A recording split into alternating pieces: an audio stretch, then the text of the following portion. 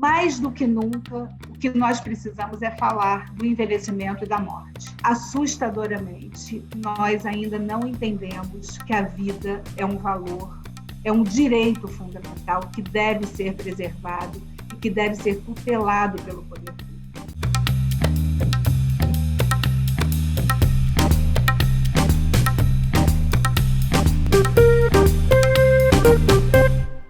Olá, sejam todos bem-vindos a mais um Diálogos do Direito de Família, o programa onde eu convido profissionais e pesquisadores de diversas áreas para poder dialogar com os temas mais contemporâneos do direito de família. E eu espero que essa conversa nos instigue a todos. E hoje eu converso com uma pessoa mais do que especial, a magistrada Andréia Pachá. Todos vocês já a conhecem, mas nunca é demais falar que ela é magistrada há mais de 25 anos e tem uma longa trajetória nas varas de família, sucessões. Andréia foi membro do Conselho Nacional de Justiça, onde marcou uma presença com uma grande contribuição ao Cadastro Nacional de Adoção, à Comissão de Conciliação e Acesso à Justiça. Ela trabalhou intensivamente, uma atuação muito importante na implantação das varas de violência doméstica contra a mulher em todo o Brasil e também promoveu campanhas para simplificar a linguagem, esse juridiquês, que ela é uma das pioneiras em ajudar a combater esse juridiquês, da qual eu endosso e apoio totalmente. Afinal de contas, nós temos que simplificar. O caminho da simplicidade é o melhor de todos. Em 2012, ela lançou o livro A Vida Não é Justa, em que reuniu casos coletados ao longo da sua carreira como magistrada nas varas de família. Ela humanizou esses casos. Em 2014, ela lançou um outro livro, Segredo de Justiça, que inspirou a série Segredos de Justiça, da TV Globo, que quem quiser ver pode ver. Vocês vão, inclusive, ver aí os links e as recomendações para ver.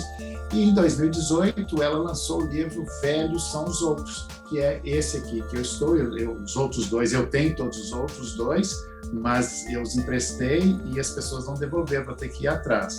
Mas a Andréia depois nós vamos falar sobre esses livros, e a Andréia vai poder mostrar esses livros também. E interessante falar também que antes de entrar na magistratura, a Andréia participou de um grupo de dramaturgia e trabalhou com cinema, teatro, Então não é à toa que ela não é uma magistrada comum, ela é uma magistrada que faz a diferença. E com um talento singular, para transformar as vivências dos tribunais em ficção. Isso é muito importante, que é essa mistura do direito e da arte. E a Andréia Pachá, ela mantém viva essa sua sensibilidade única em sua atuação nas varas de onde atua e por onde ela passa. Atualmente está na vara de sucessões da comarca do Rio de Janeiro. Então, vamos à entrevista. Andréia, seja muito bem-vindo, obrigado por aceitar o convite, é uma honra enorme estar aqui com você e vamos dialogar um pouco sobre essas conexões do direito com a arte, com a literatura, Então, antes de fazer a pergunta, eu quero... Bem-vinda, Andréia, obrigado pela presença. Rodrigo, para mim é uma alegria enorme, é um privilégio e um luxo poder conversar com você nesse tempo tão difícil que a gente tem vivido em razão da pandemia, com tantas perdas, com tantas dores que a gente não tem conseguido compartilhar de perto, e encontrar um espaço para respirar e para falar sobre questões que dizem respeito à nossa alma e a possibilidade da gente irrigar o coração e o pulmão nessa hora difícil com uma conversa como essas é um privilégio. Eu sou sua fã há muito tempo, antes de eu chegar no IBDFAM, eu já tinha uma relação de afeto absoluto com o teu trabalho e um reconhecimento muito grande pela tua importância no direito das famílias e das sucessões. Você, com o Instituto Brasileiro do Direito das Famílias, conseguiu dar visibilidade a questões que possivelmente estariam adormecidas nos tribunais, amparadas pelo segredo de justiça, e você deu voz a tantos vulneráveis que precisavam dessa voz. Então, para mim, é uma honra e um orgulho enorme fazer parte dessa família que é o IBDFAM e poder conversar com você. Obrigado, fico muito lisonjeado. E tudo isso só é possível, André, porque nós nos reunimos nesse país, né? São as pessoas que querem, que estão muito mais interessadas no justo do que no legal, né? E aí nós buscamos o justo, cada um na sua função, seja como advogado, como magistrado, né? Você, através da literatura, você traz a literatura para dentro do direito, leva o direito para dentro da literatura, isso é uma coisa fantástica, isso é um marco revolucionário, né? Agora, isso não acontece por acaso, a sua formação, a sua vida, né? Nós somos hoje o que somos, é porque isso foi determinação, é determinado na nossa vivência, a sua formação como lá na dramaturgia, como teatro, né? Eu não sei como é que foi essa história de você, no momento que você resolveu seguir a carreira jurídica de magistrado, você ficou em dúvida se iria para isso ou se ficaria na dramaturgia? Conta um pouco para a gente, antes da gente falar da parte jurídica, um pouco dessa parte mais pessoal, que acho que fica todo mundo querendo saber. Eu acho que eu tive sorte, sabe, Rodrigo, de poder trilhar vários caminhos sem precisar excluir nenhum outro. Eu me graduei muito cedo, eu tinha 21 anos quando eu me graduei na UERJ em Direito. Na época, Direito era uma profissão que ou você advogava ou você fazia concurso, foi antes da Constituição, 1985, e eu não tinha muita certeza do que eu queria profissionalmente para o resto da minha vida, porque eu acho que quando você escolhe um trabalho, você escolhe também um ambiente de prazer, porque quando você trabalha no que você ama, no que você gosta, você tem essa possibilidade, você vincula o trabalho ao teu prazer. Então, eu achava que faltava alguma coisa, eu não queria ser só advogada, eu advogava, e também não tinha interesse por concurso público na ocasião. Uhum. E resolvi fazer um curso de roteiro de cinema na Casa de Arte de Laranjeiras, que era um curso coordenado pelo Alcione Araújo, que era um autor, dramaturgo, filósofo. E esse curso de 20 dias se transformou em um grupo de estudo que durante 5 anos se reunia sob a orientação dele. E foi nesse espaço que eu fiz a leitura dos clássicos da literatura, coisa que a nossa formação universitária não dá, eu tive nesse espaço. Então, eu li os textos de teatro, os livros de literatura clássicos, os livros e artigos de sociologia, filosofia, psicanálise. Era um ambiente muito livre, então, o conhecimento veio de uma forma muito caótica, né? Não foi uma formação acadêmica, mas muito consistente, porque nós éramos 12 pessoas, cada um de um determinado lugar, de profissões diferentes, e nós tivemos a alegria de poder compartilhar isso tudo toda semana. Escrevíamos, discutíamos os textos, e aí parti para essa área de roteiro, de texto, e vindo esse período, ou durante esse período, veio o fim da Embrafilme, foi na época do governo Collor, foi uma tragédia para o país, então a Embrafilme foi extinta, não tinha mais espaço para trabalhar com cinema, e eu resolvi, então, trabalhar com teatro, abri uma produtora de teatro, produzi espetáculos com grandes diretores, trabalhei com Rubens Correia, com Aderbal Freire Filho, Amir Haddad, produzi textos do Wilson Saião, do próprio Alcione. Essa experiência, para mim, foi muito rica. E depois que eu casei, quando eu comecei a pensar na possibilidade de ter filho e enxergando o país que a gente vivia, que é muito cruel para quem se dedica só à produção artística, é muito difícil você encontrar no Brasil quem sobreviva da arte.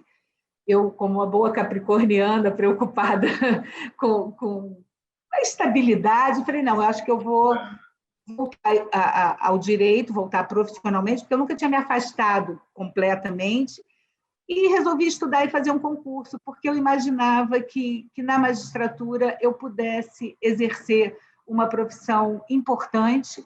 Aí já tinha a Constituição de 88, já tinha assim, um ambiente democrático que tinha se descortinado no Brasil, e eu imaginei que era possível fazer um trabalho interessante.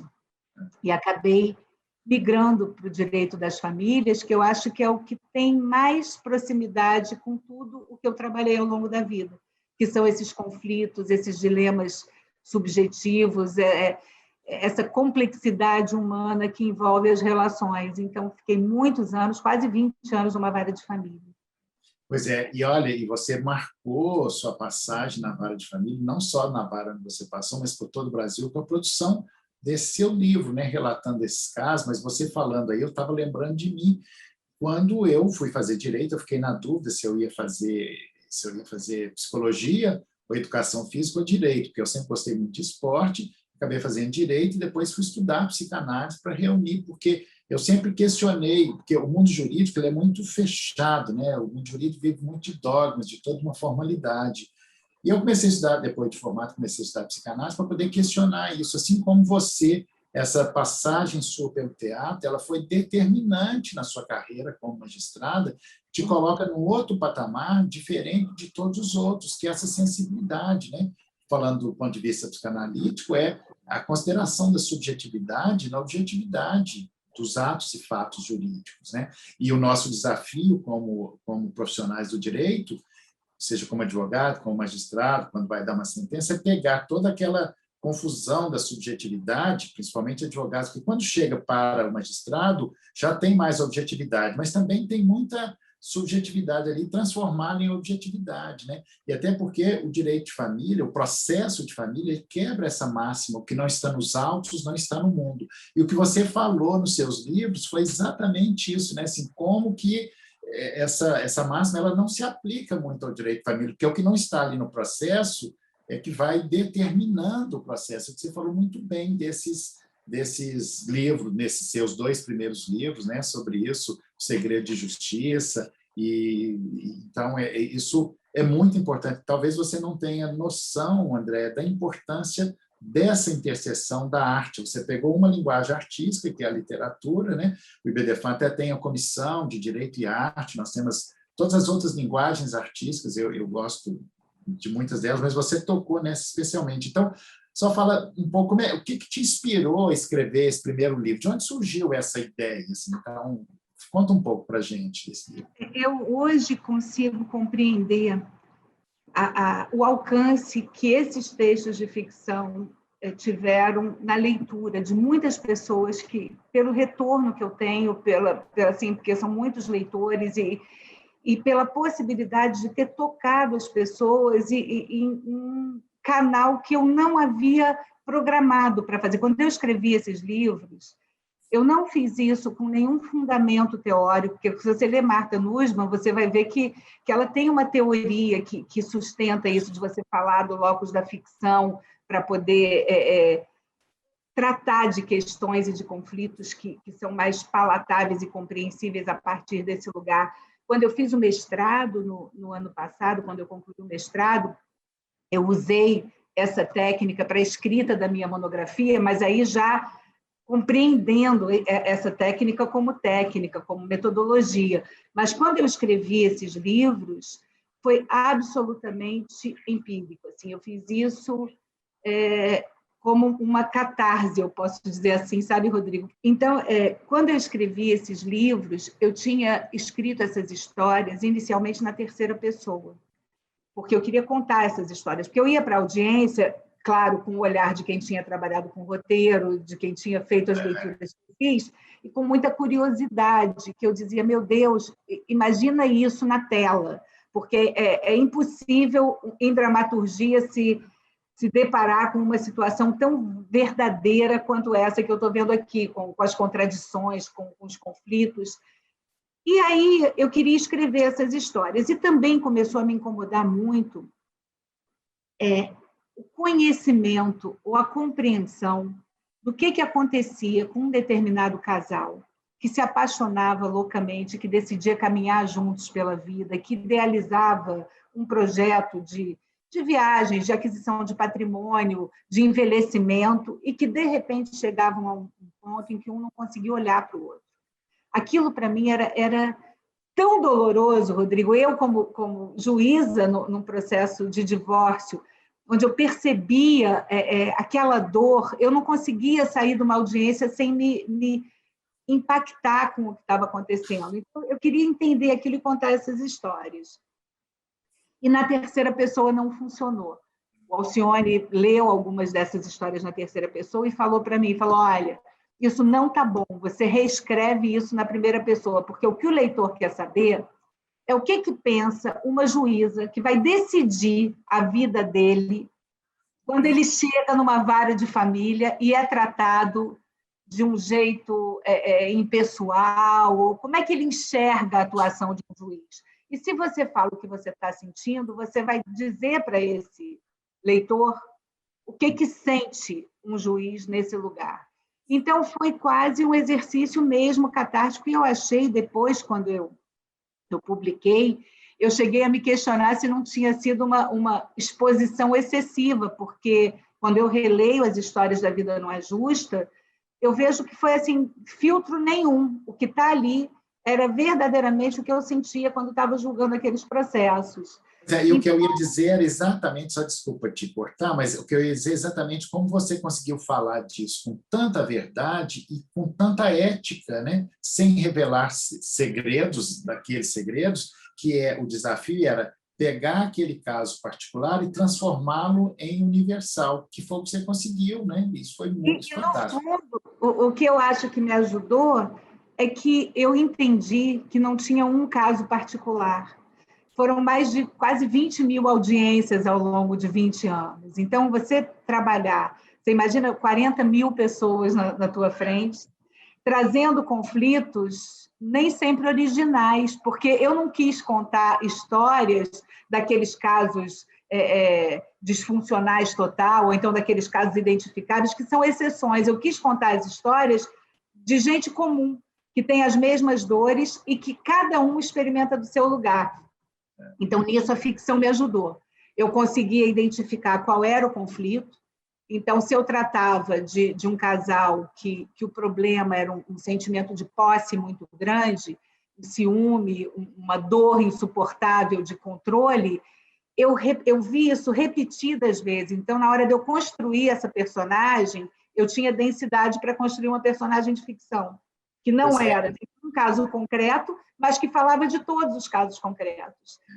Então, que é falar da humanidade, a humanidade que há em cada um daquilo, né? E como uma juíza pode fazer isso. E o que mais interessante é que você trouxe a ficção para dentro do direito, né? O direito, e depois a ficção, a TV Globo, ter transformado isso, né? em um programa que ficou fantástico. Isso é um marco histórico, né? Assim, e dá coragem, porque para fazer essas coisas que você faz, tem que ter coragem, né? Porque é muito mais cômodo ficar no lugarzinho, no lugar comum aí de um juiz, mas não, e você foi e arriscou, inclusive, muita coisa, né? Deve ter tido medo. Será que eu estou revelando? Será que eu estou ultrapassando os limites da ética da magistratura, né? Tudo isso deve ter sido uma questão para você, né? Eu tive muito cuidado e assim muita clareza de que aquele trabalho era um trabalho de ficção. Isso, para mim, foi muito confortável para escrever nesse lugar. Eu não peguei um processo e fiz a etnografia desse processo. Eu trabalhei histórias inventadas, personagens inventados, porque o que é a ficção se não a observação da realidade? Tudo que cada autor escreve é a observação dele de assim, o autor costuma ser quase que ele subtrai a vida dos outros e transforma em história, né, Rodrigo? Porque eu não consigo imaginar ficção que não nasça da observação. De onde vem a ficção? A ficção vem desse lugar, da gente olhar um mundo, de ouvir uma frase, às vezes de ver uma cena e de querer transformar aquilo numa história. Tem uma das histórias, que é uma das que eu mais gosto, assim, que eu gostei muito de contar, que é a história de uma mãe que interrompe uma audiência, uma senhora já com idade, que chega com um buquê de rosas para a filha na audiência, para sair com a filha da audiência de divórcio. Essa cena existiu. Essa mãe foi à audiência acompanhando a filha e ficou sentada com um buquê de rosas na mão. Todo o resto da história é ficção. Mas o que me levou a escrever aquela história que chegou nas rosas foi a cena das rosas. Então, eu tenho compreensão disso. A história daquele processo não tinha nada a ver com a história que eu contei. Mas aquela mulher levando rosas me remeteu a um lugar da imaginação que me permitiu contar uma história que é linda. E que engraçado, Rodrigo, é que muitas pessoas que leem as histórias me mandam mensagem dizendo que eu contei a história delas. Pessoas que eu nem conheço, pessoas de outros estados, porque se enxergam ali. O Roland Barthes também me ajudou muito nisso, com fragmentos de um discurso amoroso. Pois é, e quando você conta essa história, eu me lembrei de um caso que eu vivi como advogado há uns 15 anos atrás. Nós fizemos o divórcio de um casal e era um divórcio consensual, tudo muito amigável, porque eu trabalho com essa perspectiva de que o fim do casamento não precisa ser uma tragédia, que a gente casa para ser feliz e separa para ser feliz. Essa é a minha perspectiva como advogado e trabalho isso com os clientes. Então, nós tivemos um caso que foi muito curioso, que depois que saímos da sala da audiência, ela tinha chamado um fotógrafo para tirar uma foto dela para colocar na última página do álbum de casamento. Só que aí essa página tinha, né, ela com o ex-marido, que era muito bem, que era uma relação muito boa, aí com o advogado e em vez do padre, o advogado, mas a cena final daquele álbum ali. Achei, isso também daria uma coisa, parece ficção, né? Mas são essas coisas que nos instigam, né? Ou seja, a particularidade, esse caso que você falou, que é de uma particularidade, mas que ao mesmo tempo tem que é particular, mas é universal, né? Tanto é que muitas pessoas se identificam com isso, né? E é para onde você direciona o teu olho também, né? Porque grande parte das histórias que eu conto são de separações, que na época ainda tinha separação, ou de divórcios consensuais, que são aqueles processos em que a intervenção do juiz não serve para nada, só para ratificar aquilo, é uma coisa burocrática. E eu nunca enxergava aquilo ali como um espaço burocrático, porque, para mim, eu ficava imaginando isso, assim, como eu tinha que respeitar aquelas pessoas, porque o rito que se exige para uma tomada de decisão de viver juntos por meio de um casamento é um rito muito formal, é um compromisso muito formal. Como é que pode você assumir com tanto rito e, na hora de acabar, banalizar o fim? Então, eu achava que era importante. Mas eu acho também, claro que com o judiciário abarrotado não dá mais para ter tanto ritual, mas assim, isso é um ritual de passagem, né, que leva o sujeito de uma borda à outra, casado, separando e separado. Então, esse ritual de passagem, ele é muito importante. É só uma pessoa com essa sensibilidade que via isso, porque muitos banalizavam, mas esse é importante, é um momento muito importante para aquelas pessoas, né? Eu fico pensando, Rodrigo, assim, esse exercício eu faço às vezes, se daqui a 10 anos ou daqui a 20 anos essas histórias vão fazer algum sentido, porque a mudança está aí, a gente tem acompanhado a mudança, e eu também não sou daquelas pessoas que brinca de avestruz e que acha que antes era melhor, não era, eu tenho clareza de que a nossa evolução, pelo menos subjetiva e de convivência afetiva, tem sido muito melhor com a passagem do tempo do que era, mais democrática, mais clara, mais verdadeira e mais livre. Mas, ao mesmo tempo, essa mesma sociedade que conseguiu alcançar essa densidade de liberdade também tem banalizado os relacionamentos, todos os relacionamentos. O Bauman, quando fala da nossa incapacidade de amar, que pode ser que tenha sido comprometida nesse mundo líquido, eu não sei se ele não tem razão, eu tenho dúvida, porque eu sou do século passado, então eu enxergo esse vínculo como uma coisa muito definitiva para a humanidade. Mas a gente está vivendo um momento diferente, de muita ruptura.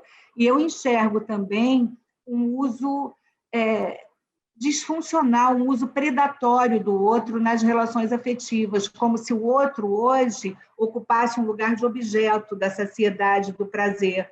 Então, eu sou crítica a isso, mas não sou apegada ao passado. Eu preciso entender que fenômeno é esse e de que forma os meus valores ou os valores humanos que eu acredito podem ser inseridos nesse novo contexto, sabe? Porque eu concordo, eu não gosto do Bloco da Saudade, assim, detesto o Bloco da Saudade, eu quero viver no meu tempo, é entender isso, mas quando você diz isso, tem uma coisa comum que é do passado, do presente será do futuro, que é do humano, que é o desamparo, né? Porque quando o sujeito vai ali na audiência, que fala daquilo, da dor, da rejeição, então esse sentimento é do sujeito de desejo, seja da família patriarcal, da família mais diferente que tem, eu acho que esse conteúdo ele será para sempre, né? Que eu acho que foi esse conteúdo que você captou nos seus livros. Eu acho que é isso que é fantástico, e por isso os seus livros vão ficar, vão atravessar gerações. Ele não é uma coisa datada, porque você pegou a essência do sujeito, que é o desejo, o desamparo, a rejeição, é aquilo. E acho que por isso é uma obra de arte mesmo, né? Da literatura, ela vai atravessar os tempos, e isso, assim, por isso que eu estou dizendo, acho que você não tem noção da importância desses livros na vida do direito, na vida das pessoas, é muito legal.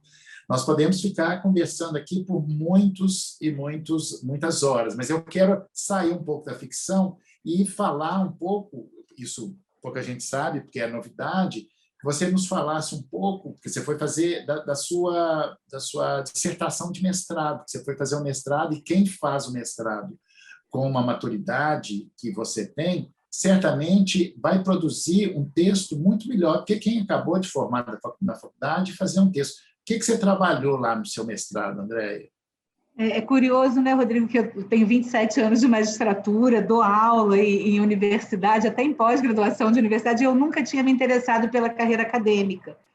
E eu vou confessar uma coisa para você, que eu confessei para os meus orientadores, para os meus professores: eu não nasci para a vida acadêmica. Embora eu ame dar aula, a atividade acadêmica exige uma dedicação e uma organização que, para mim, não funciona, para mim. Então, eu acho que eu tive essa experiência, foi muito importante, eu queria ter essa experiência, eu consegui organizar e sistematizar, de alguma forma, o meu conhecimento como eu nunca havia feito antes. Mas eu prefiro o espaço da liberdade da ficção. E eu fui fazer um mestrado na Fiocruz, que é uma instituição já com características que tinham mais a ver comigo, que eram mais livres, enfim, no mestrado de Saúde Pública e Direitos Humanos. E foi muito importante ter feito esse trabalho lá, porque eu pesquisei o processo de envelhecimento. Eu já havia escrito um livro de ficção sobre o envelhecimento, histórias sobre o livro. Os velhos são os outros, nós falaremos dele, que é uma nova questão jurídica também, né? Que aí a gente vai trazer a ficção para a realidade, vamos falar dessa dura realidade, mas, enfim, fecha o parênteses, pode continuar. Desculpa. E aí o que eu fui pesquisar foi a autonomia do idoso nos processos de curatela, porque como eu tenho trabalhado com processos de curatela e como teve a mudança a partir do Estatuto das Pessoas com Deficiência no próprio Instituto da curatela, da interdição que não existe mais, eu achei interessante fazer essa pesquisa, porque eu queria entender como é que é possível preservar a autonomia quando as limitações se interpõem na vida da pessoa que envelhece. Em que momento que é possível exercitar essa autonomia e ter garantias de que essa autonomia será respeitada? Então, eu fiz uma pesquisa aqui nos processos de interdição de curatela aqui do Tribunal de Justiça do Rio, e a conclusão a que eu cheguei é que, uma vez desencadeado o processo de curatela, não há mais espaço para autonomia, pelos números, pelas procedências totais, pelas declarações de incapacidade plena. Então, o espaço da autonomia, se há um espaço para ele ser tratado, é antes da doença se interpor, é antes da família precisar ir ao judiciário com uma necessidade de uma tutela de urgência, com uma curatela provisória. E, para isso, mais do que nunca, o que nós precisamos é falar do envelhecimento e da morte. E, lamentavelmente, enquanto eu concluía esse trabalho, nós fomos atravessados pela pandemia. E a pandemia não dá outra alternativa que não seja pensar na nossa finitude e pensar na morte. Nós temos convivido com essa pauta, que era uma pauta fantasma, que nós negávamos, que nós não gostávamos, que nós não enfrentávamos. Nós temos sido obrigados a conviver com essa pauta diariamente. Então, todos os dias, e barbaramente, ontem nós enterramos mais de 4.000 pessoas. Nós já sepultamos mais de 333 mil brasileiros.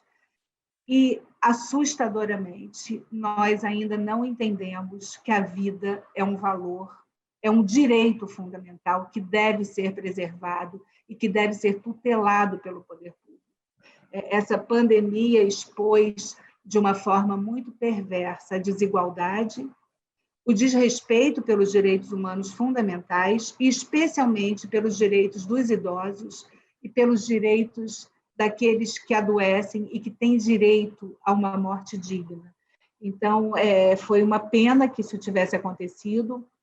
Eu acabei Porque já inserindo... não tinha políticas públicas sérias antes da pandemia, com a pandemia muito menos, né? Porque o governo não leva isso a sério, ele tem responsabilidade nisso, não posso deixar de falar disso, porque a governança do país, né, tem responsabilidade nisso. E, então, assim, se já não tinha essas políticas públicas, agora na pandemia, então, isso deve ter piorado muito mais, né? Desculpa ter interrompido seu raciocínio, mas eu não poderia deixar de falar isso. E além da gente precisar conviver com a dor, com as perdas, com o luto permanente, nós temos convivido com o nosso medo e o nosso desamparo também de forma permanente. Não há alguém que pense ou que seja permeável a alguma sensibilidade que não esteja acordando todos os dias pensando na finitude da vida, revendo valores, tentando imaginar de que maneira o mundo vai seguir daqui a 2, 3 anos, o que é essencial para a vida. Essas questões são questões que estão postas e geracionalmente, é a primeira vez que todas as idades e todo mundo tem uma experiência global e coletiva. Essa cicatriz, Rodrigo, é uma marca da humanidade, como foi a gripe espanhola, num espaço mais reduzido, porque na época você tinha menos mobilidade, e como foram as 2 grandes guerras, também em espaços mais reduzidos, porque nem todas as cidades foram bombardeadas. A nossa experiência é coletiva. Eu não sei, tem gente que é otimista, que fala, nós vamos aprender a ser solidários, nós vamos aprender a compartilhar. Eu não tenho visto isso, ao contrário. Ontem a gente precisar assistir um congresso votando uma lei que autoriza pessoas que têm dinheiro a negociar a vacina disputando o mercado com os governos, é de uma indignidade que eu acordei com ânsia de vômito hoje quando eu li isso. É nojento você imaginar que há quem defenda isso no parlamento e que aprove uma lei dessa natureza. Visivelmente inconstitucional, seguramente vai ser mais uma questão remetida ao judiciário, e, de novo, reproduzindo essa disfuncionalidade do judiciário decidindo a vida, que é disfuncional isso, mas que é um controle, infelizmente, necessário nesse momento. E parafraseando você lá no seu Instagram, né, que eu copiei lá no seu Instagram, assim, minha indignidade não tem mais nome, né, porque como nomear isso? Porque isso é inominável, assim, é incompreensível, como que não se tem uma política, né? Como que as mortes, é a banalização da morte, né? A morte é sempre do outro, né? Enquanto ela não chega perto da gente, a gente não leva isso a sério. Então, é assim que está sendo conduzido. E a morte é uma questão para todos nós, é a única certeza da vida, mas nós não queremos nos deparar com isso, tanto é que as pessoas nem fazem testamento. Apenas 5% da sucessão hereditária, você pode dizer isso melhor do que eu, lá na vara das sucessões, assim, são pouquíssimos os testamentos, né? Você viu que tem aumentado, né, Rodrigo, com essa perspectiva permanente da morte na nossa porta, isso tem aumentado. Eu acho que a ideia é essa, sabe? Eu acho que a gente vai precisar cuidar do futuro, ainda que a gente admita que o futuro pode não acontecer. Mas você tocou no ponto que é um ponto que é a grande questão. Nós temos algumas novas expressões, né? E essas expressões elas vão dando um novo tom ao direito, elas vão ressignificando, como, por exemplo, né? Afetividade, vulnerabilidade e autonomia. Autonomia privada é um dos pilares hoje do direito civil, né? Que é exatamente por isso que tem transformado o direito de família, e por causa disso o direito de família tem se tornado cada vez mais contratualizado, né? Você ter a liberdade de fazer um contrato particular seu que não tem interferência do Estado. Mas e ao mesmo tempo, Rodrigo, desculpa te interromper, mas ao mesmo tempo você tem uma atuação do Estado violando a autonomia de forma reiterada também. Assim, os avanços que nós tivemos no reconhecimento das uniões estáveis como um direito dos companheiros e dos conviventes, tem sido ameaçado por uma interferência excessiva do Estado, porque hoje as pessoas que não querem se submeter ao Estado precisam fazer um documento, quer dizer, a burocratização do afeto, um documento de namoro para dizer que não são conviventes. Então, isso é uma interferência excessiva, até porque se remete o companheiro para um lugar que nem as pessoas que voluntariamente decidem se habilitar a casar são remetidas. Exatamente. Fazer um contrato de namoro é o antinamoro, né? Porque primeiro você acaba com todo o idílio, com toda possibilidade. Eu nem estou invocando o amor romântico, porque eu nem acho que o amor romântico seja a solução, mas é o antinamoro, né? Então, isso eu estou falando de duas pessoas adultas, maduras, que já viveram relações anteriores, que têm filhos e que querem viver juntas, mas não querem que o patrimônio de um se comunique com o de outro, nem no caso de sucessão, porque não querem porque têm vontade, porque têm autonomia, porque se respeitam. E aí vem o Estado e diz que não, você é compulsoriamente herdeiro necessário e você não pode dispor sobre isso. E isso é uma loucura, Rodrigo, isso não cabe na minha cabeça. Olha, eu recebo constantemente consultas de pessoas, porque a advocacia está ficando cada vez mais preventiva, porque o judiciário está caótico, né? Você vivencia isso lá na vara de sucessões, o volume de processo é quase impossível de resolver tudo aquilo. Então, tem essa tendência da advocacia preventiva, e das coisas que eu mais recebo como é que das consultas mais constantes, como é que eu faço para namorar em paz? Eu já casei, já tive família, não quero mais ter... Mas me disseram que se eu der um presente para ela, isso vai virar união estável. Quer dizer, essa é uma coisa, essa é a intervenção do Estado, que, aliás, a grande questão do direito de família é qual o limite de intervenção do Estado na vida privada do cidadão. E aí me lembro de uma frase sua, André, que eu acho fantástica, não sei se foi uma decisão sua, você vai se lembrar melhor, quando você decidiu, falando assim, dessa interferência do Estado, que vai chegar no momento da judicialização, né, que as pessoas irão lá pedir o juiz para escolher qual vinho que vai ter que tomar, se é o vinho branco, se é o vinho tinto. Lembra quando você decidiu? Eu achei isso assim, de um simbolismo muito grande, né? Foi uma decisão.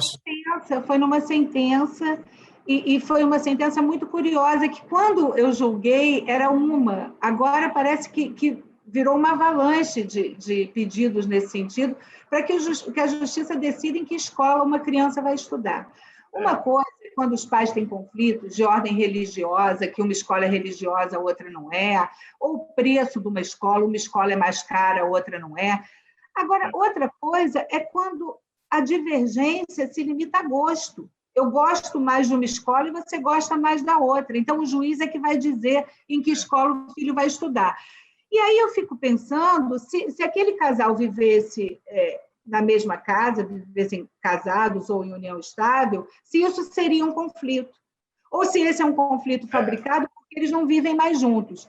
E o que eu julguei, Rodrigo, foi a inconstitucionalidade desse pedido. Porque eu dizia que o Estado, a menos que destitua os pais do poder familiar, não pode substituir os pais da obrigação de cuidar da educação dos filhos, porque isso é um dever. E dever não é só formal. A falta de cumprimento dos deveres inerentes ao poder familiar resultam na perda do poder familiar. Então, se aqueles pais não têm capacidade ou condição de escolher a escola, o Estado pode substituí-los, mas para isso eles perdem o poder familiar. E essa decisão não teve recurso, curiosamente, porque eu acho que as partes devem ter se constrangido de ter perdido tanto tempo formulando um pedido tão insensato. Pode ter, como se diz popularmente, pode ter caído a ficha, né? E visto assim, né? acho que eu ultrapassei os limites, né? Mas então, da sua tese, só para a gente concluir essa conversa da sua tese, né, da sua dissertação, que deve ser muito rica, eu espero que você a publique, não sei se você está pensando em publicar, né? E aí vai ser um livro não ficcional, porque essa sua experiência, né, sua estrada de vida, experiência com várias sucessões, deve ter produzido um material muito rico. E eu fiquei um pouco assustado, assustado com essa conclusão, mas é uma realidade que nós temos que nos deparar, que é essa autonomia, né? Porque a grande questão do idoso hoje é a autonomia, né? Assim, para que tudo que eu quero para mim, velhice e tudo que a gente quer, inclusive para que os filhos, né? O que eu quero para os meus filhos? Que eles tenham autonomia, tenham ética e autonomia, saúde, o resto vai, né? Então, nos idosos, você acha que depois de instalada a curatela, e, de novo, a força das palavras, né? Não existe mais interdição, o Estatuto da Pessoa com Deficiência aboliu essa expressão. Isso não é simplesmente uma troca de palavras, mas é porque as palavras têm força e poder, né? Falando psicanaliticamente, tem um significado, um significante. Então, quando você... Porque não se interdita pessoas, não se interdita direito. Então, quando você fala da curatela, eu sempre fui contra a curatela, assim, quando os clientes me procuravam, era só em último caso, porque quando você faz a curatela, e eu vou usar agora de propósito a palavra interdição, quando você faz a interdição, você reforça a incapacidade do sujeito, né? Então, aquilo ali tem também um simbolismo. Você nota isso, André, quando tem essa curatela?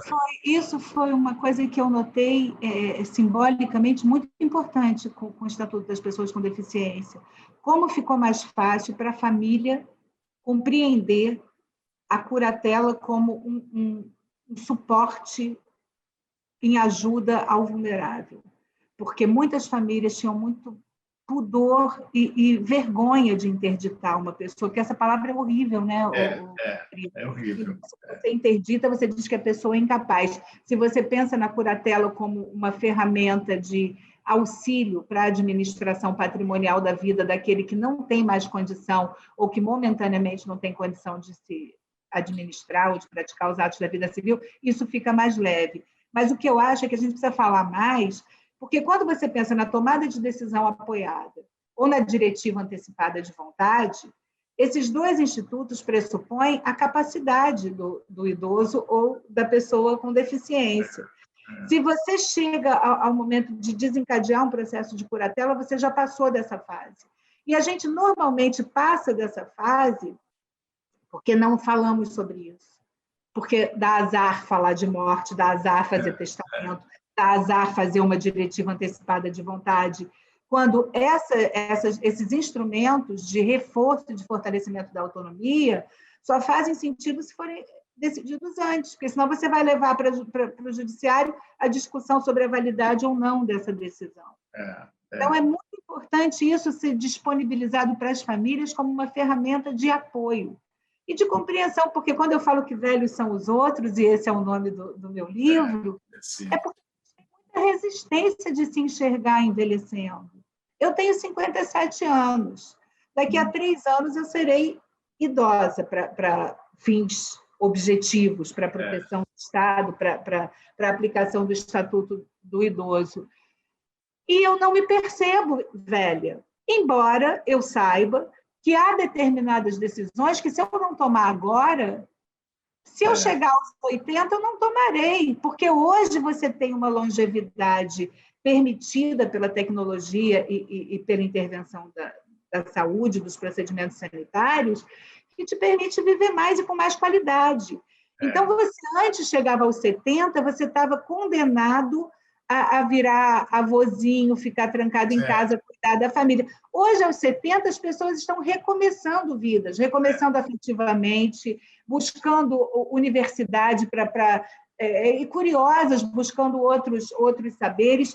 E o que nós temos hoje também é uma geração que revolucionou os comportamentos e a vida e que chega à velhice.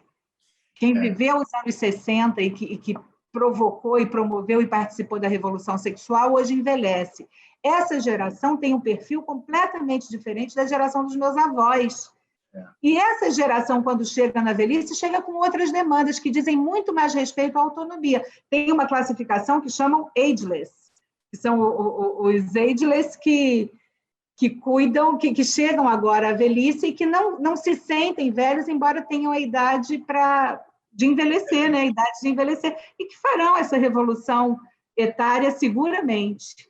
E essa ideia do envelhecimento, né? Porque agora, não sei se você tem acompanhado, eu falo isso nesse meu último livro, caiu por acaso, eu li isso por acaso, assim, da criação de uma nova categoria de idosos que são super idosos, que é a partir dos 80 anos, né? Porque como as pessoas começaram a cuidar mais da saúde e tal, isso foi diminuindo, né? Hoje, com com 60 anos não é idoso, oficialmente é, mas, né? Então, por isso criou-se essa categoria do super idoso. Mas eu queria te fazer uma pergunta, não sei se você já parou para pensar sobre isso, se não tiver parado, não precisa nem responder, que é essa palavra senexão, que é a adoção de idosos, né? Porque tem um projeto de lei, eu já fui ao Congresso debater, chamaram lá como presidente do IBDFAN para debater um projeto de lei de um determinado deputado que pegou o gancho de uma pessoa de uma assistente social, de uma psicóloga, que adotou, entre aspas, uma pessoa idosa, tirou do asilo, levou para casa e fez a adoção. E, a partir daí, começou a usar essa expressão, a meu ver, até equivocadamente, e aí apresentaram um projeto para estimular pessoas a adotarem idosos, né? Eu tenho algumas dúvidas, eu tenho mais dúvidas, né, sobre isso, acho um pouco complicado, mas eu não sei se você já parou para pensar sobre isso, mas até já se criou essa expressão nova. Talvez a expressão seja para não usar a palavra adoção, que é senexão. Você tem alguma opinião sobre isso, Andréia? Eu tenho algumas reflexões, sim, e todas as reflexões que eu tenho até aqui são radicalmente contrárias ao estímulo a um projeto dessa natureza. Eu acho que pensar nessa perspectiva é tirar o idoso da condição de sujeito e transformá-lo a uma condição de vulnerável, onde se remete o idoso velho a um lugar de infantilização inadmissível e inaceitáveis para o respeito ao tempo de vida. Eu acho que o tempo de vida é patrimônio, e acho que envelhecer é da natureza humana. Enxergar esse momento de finitude com respeito é o primeiro passo para a gente conseguir dar um suporte a esse momento de vulnerabilidade. E quando você fala em adoção de idosos, porque é disso que se trata, você pode dar o nome que for, mas é disso que se trata, você coloca o idoso num lugar até pior do que você coloca uma criança num abrigo que será acolhida para crescer, porque assim você transforma a solidariedade num negócio jurídico que eu não consigo conceber como um suporte à vulnerabilidade. Uma coisa é você dedicar parte da tua vida a visitar abrigos ou lares de longa permanência, você ter projetos como tem na Holanda, em que estudantes universitários moram em casas de longa permanência de idosos, com o compromisso de dedicar 3 horas do dia a conversar com os idosos, só conversar, que é um projeto maravilhoso, isso resolve a parte da necessidade de moradia desses jovens e resolve a questão dos idosos quanto à companhia, à atualização, ao pensamento do mundo. Agora, outra coisa é você transformar esse idoso num ser que vai ser acolhido numa casa, que quem o acolher vai gerenciar o patrimônio dele, porque eu acho muito pouco provável que alguém queira regulamentar a adoção de idosos que não tenham dinheiro, que morem em casas sem nenhum tipo de recurso. Então, o que você vai fazer? Você vai transformar uma ação que deveria ser solidária num negócio com repercussão sucessória, possivelmente, porque essa vem a segunda demanda. Como é que você vai estabelecer o vínculo entre alguém que adota um idoso, vai virar filho, e aí vai ser herdeiro necessário? Eu não vejo com bons olhos, eu não acho que as preocupações que transparecem desse projeto digam respeito ao cuidado e ao respeito. Não. Eu concordo com você, isso vai contra tudo aquilo que nós queremos, que é autonomia, né? Autonomia da pessoa idosa. E, na verdade, o que falta para o idoso no Brasil é uma política pública séria, né? Assim como as crianças, que não são pessoas, é uma categoria invisível e carente dessas políticas, porque elas não fazem parte da engrenagem política, elas não dão voto, né? As crianças não dão voto, os idosos nem precisam votar mais, elas não fazem. Então, não está mais na cadeia produtiva, e por isso são tão desprezados. É uma pena, né? Então, ao invés de fazer um projeto de lei desse, deveria ter uma política pública séria, que é para garantir a autonomia, né? Política de moradia sustentável, política de acolhimento sanitário, nada disso. Agora, Eu não gosto, não gosto mesmo. Assim, eu tenho todos os motivos para rejeitar a ideia de um projeto dessa natureza. Eu concordo com você. Só para a gente terminar, Andréia, eu tenho uma frase sua que nunca me sai da cabeça, assim, que eu já falei e sempre cito a autoria. Não sei se você vai se lembrar, que você disse que, saindo um pouco dessa questão do idoso, mas indo para a infância, que o futuro. Você me falou uma vez, mas nós encontramos no tribunal, na Emerge. Você disse: eu acho que o futuro da adoção é a multiparentalidade. Você se lembra disso? Eu achei isso e nunca mais parei de pensar nisso e tenho trabalhado. E eu já fiz uma adoção multiparental, talvez a primeira do Brasil. Quando você me falou, eu já tinha feito essa adoção. Foi no interior de Minas. E depois que você falou, eu falei: olha, eu acho que isso é o futuro. Só para a gente encerrar, fala um pouco essa frase. Você se lembra disso que você falou? Lembro disso, e cada dia eu tenho pensado mais nisso, Rodrigo, porque eu acho que a adoção hoje enfrenta questões muito novas com as quais nunca precisou lidar.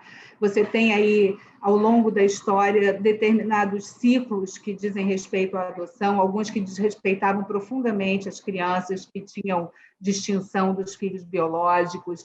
Depois, quando você estabelece o interesse prioritário da criança, e que criança não é coisa nem objeto, você inverte a lógica da adoção, não é uma criança para uma família, mas é uma família para uma criança.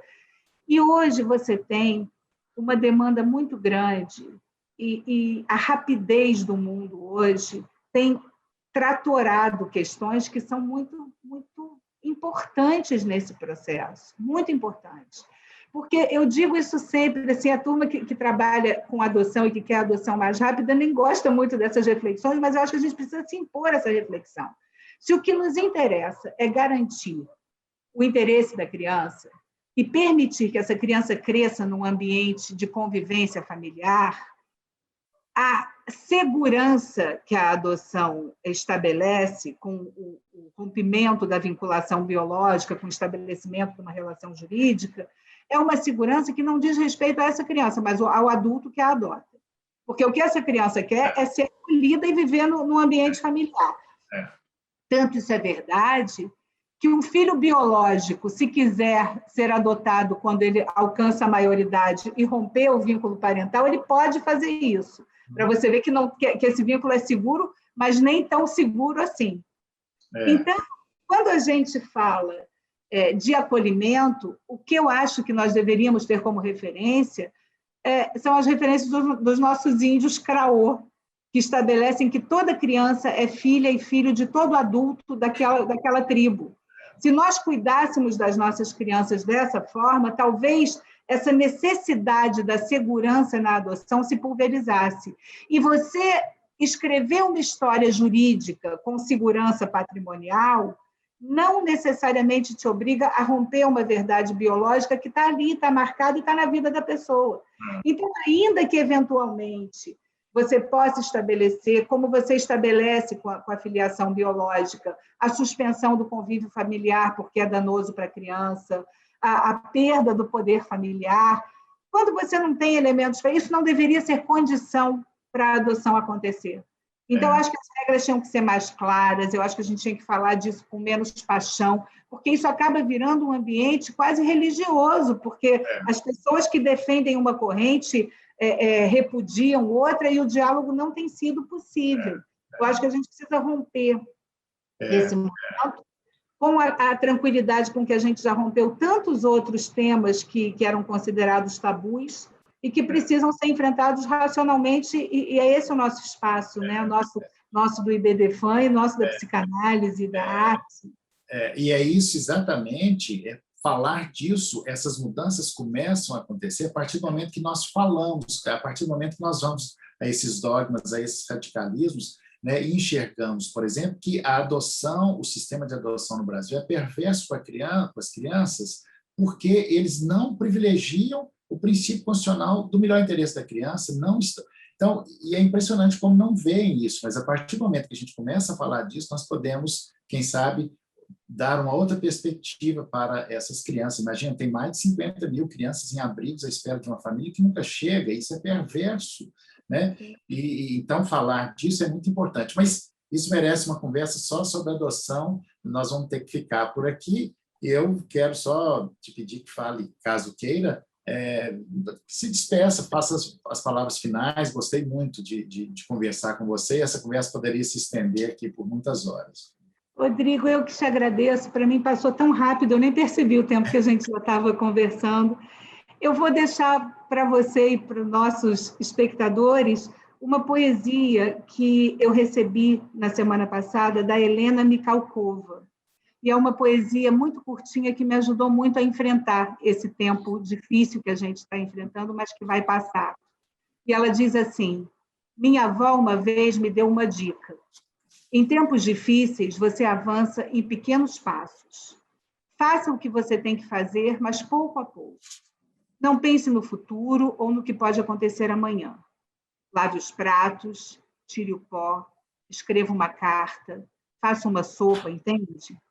Você está avançando, passo a passo. Dê um passo e pare. Descanse um pouco, elogie-se, dê outro passo, então outro. Você não notará, mas seus passos crescerão cada vez mais. E chegará o momento em que você poderá pensar no futuro sem chorar. É isso. Nossa, que lindo, né? Viva a poesia, né? Eu acho que a poesia, a psicanálise, a arte, ela salva a gente, é salvadora. Ela diz o indizível, né? Nem precisa comentar, ela diz o indizível. Mas, André, muito obrigado. Assim, o tempo realmente passou muito rápido, né? Ficamos por aqui. Eu convido vocês a se inscreverem no canal, ativar o sininho e deixar o seu comentário. Eu vou gostar muito de saber o que vocês acharam dessa conversa. E até a próxima. Tchau, Rodrigo. Um beijo grande. Beijo, tchau.